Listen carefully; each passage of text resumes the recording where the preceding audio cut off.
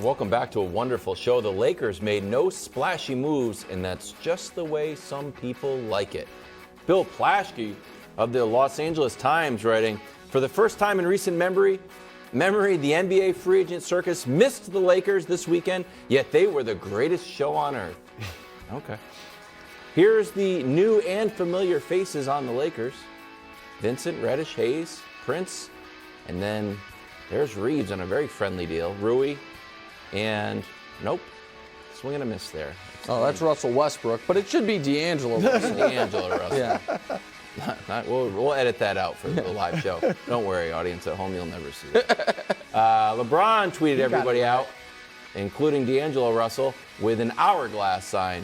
I think he's waiting on it, or he's a fan of soap operas. I think he's probably waiting on it. You never know. Yep. How should LeBron feel? Great.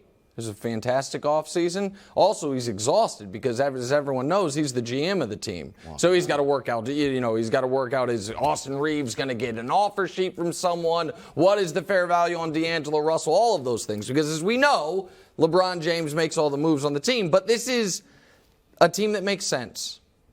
And how do Lakers teams with LeBron do when they have a roster that makes sense? Well, in 2020, they were the number 1 seed on a 60-win pace if they had played an 82-game season and won the championship. In 2021, with that same group, up until Solomon Hill did his somersault into LeBron James' ankle, they were the number 2 seed on a 56-win pace. Last year, post-trade deadline, they were 18-8, a 57-win pace, the number 1 seed in the West for that, in that time frame. And now they make sense. And they didn't have to overpay for anyone. They didn't have to do any of that stuff. So I think that they were the second best team in the West last year. And you could argue in the whole NBA, but certainly in the West. And the team ahead of them got a little worse in Denver because they lost Bruce Brown, and the Lakers got better. And so I think this was an outstanding free agency for Rob Pelinka and the Los Angeles Lakers. I won't go as far as outstanding. It was very good. They did a great job. Mostly they just brought back their guys. The only new guys are Gabe Vincent and Taurean Prince. And the minimum guys. Jaxson Hayes. Jaxson Hayes. I actually like Jaxson Hayes. Me too. Yeah, he's at athletic. a minimum, I think it's interesting. No, I like Jaxson Hayes a lot, so I think that was a great signing. Gabe Vincent, I'm a Schroeder fan. Sure. Schroeder's obviously been a better player than Gabe Vincent. I think his ceiling is higher than Gabe Vincent's. But this is kind of a wash. I mean, if Vincent wasn't a great three-point shooter in the regular season, but he was phenomenal in the playoffs, obviously. So if he's going to be that guy going forward, then that's great. Prince is fine. Taurean Prince is fine. But the key is they have everybody back. I do think this was good for them. I think it was a very good offseason, and LeBron should definitely be pleased. Interestingly, the 2 questions are this. As we always have to say, health. AD and LeBron's health, and how the impact that age has on LeBron, if any. I mean, does he come back as good as last year? Is he only a slightly lower level, which would still be great? That's fine. If there's a sizable drop, that's one of the few things that could hurt them. But otherwise, they look good. Can I read you a quote from Plaschke's article, bro? Sure.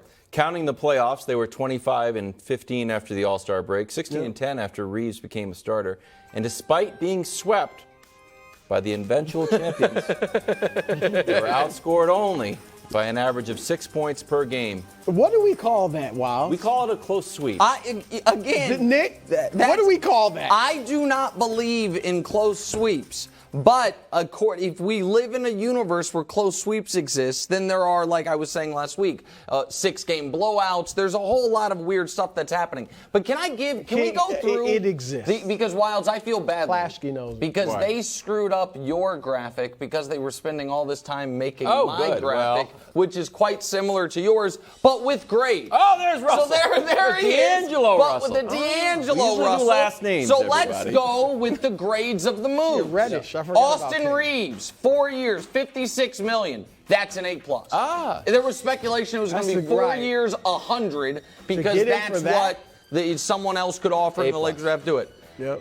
Listen, Gabe Vincent, on that money, I give that an A. I like that. Two reasons. One is that is the perfect LeBron point guard where he doesn't really even have to play point guard all the time, can hit shots, and more importantly, Brew, we've seen him play in the biggest playoff games that exist, and it's not like he wilts. Taurean Prince at the biannual, a guy who can hit threes, defend a bit at $4 million, that's an A.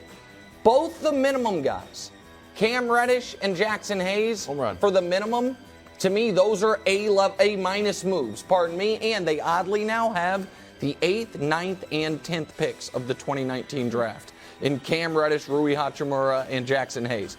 Rui, it's a little more money than I would like to pay Rui, but it's not terrible. That's a B+. And the only one that, you swallow hard and don't love is the D'Angelo Russell addition, or, bringing him back. I gave that a C+, but that's a tradable contract. And if he is excellent, if he's good in the regular season and then has his annual playoff woes, that's what Gabe Vincent's there for. Right. And I'm going to say one other thing, bro. I like that they didn't add a center that can just play huge minutes. Because I know Jaxson Hayes is fine as a minimum backup.